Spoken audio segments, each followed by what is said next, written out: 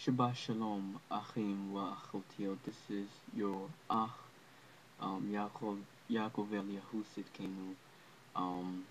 Today is Shabbat, and I do keep Shabbat and have been keeping Shabbat for quite some time now. And I just want to spread some Shabbat love and Shabbat knowledge on Shabbat of things to do and not to do.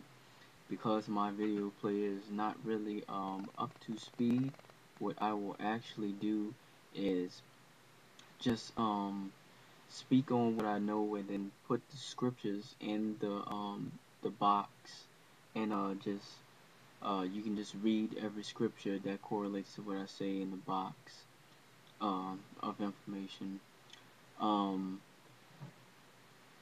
Usually on Shabbat,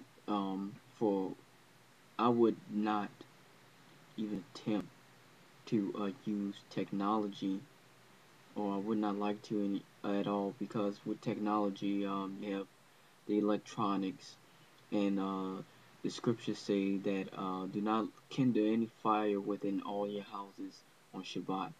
Well, I don't want to get into any science mumbo jumbo saying that both electricity and fire are forms of plasma.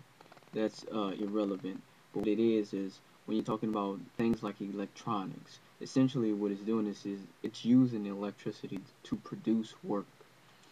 And so the same would be an air conditioner, would be a fan, would be lights. As you see, the room is very, very dark, simply because I won't cut on a light.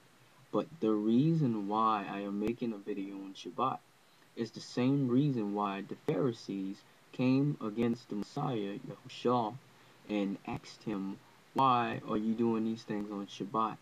He healed the man, and they said that they basically accused him of breaking the Shabbat by saying it was unlawful to heal someone on Shabbat.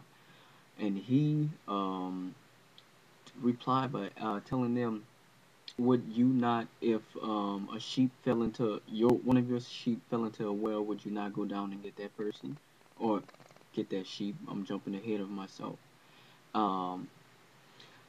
Basically, they were accusing him of breaking the Shabbat, which really they were liars, because they followed something which was called the oral tradition, or the oral law, the oral instruction. They felt that Moses or Moshe had passed down orally throughout the generations.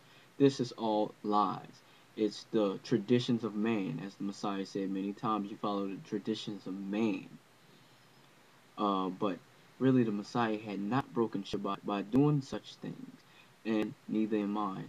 The reason why I'm making a video on Shabbat is because the scriptures say and speak that in the days where we are gathering the lost sheep of the house of Israel, or the dispersed of the house of Israel, we should not sleep day and night until it is done.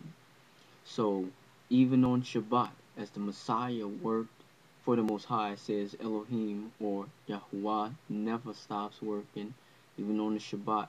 It was not talking about doing physical labor, like cooking, like cleaning, like going to work, like using various electronics and other things in this modern day time.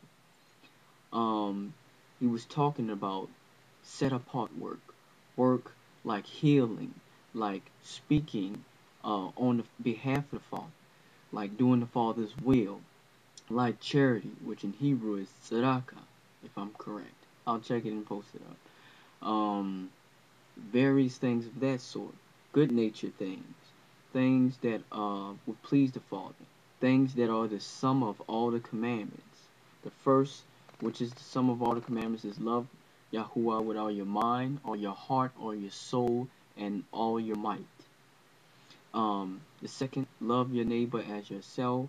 And the third, which is really not quoted that much, is the Shema.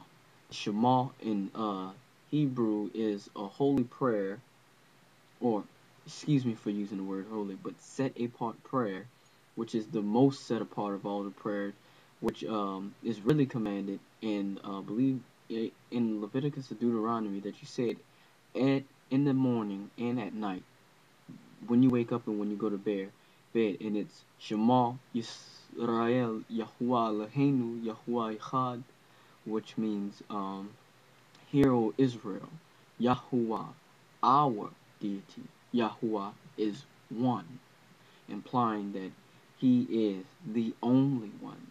There's none before him nor after him. There's no deity but him. Just like the second commandment is, have no other deities before me, or besides me, or other than me, depending on how you want to translate it or transliterate it from the Hebrew. I'm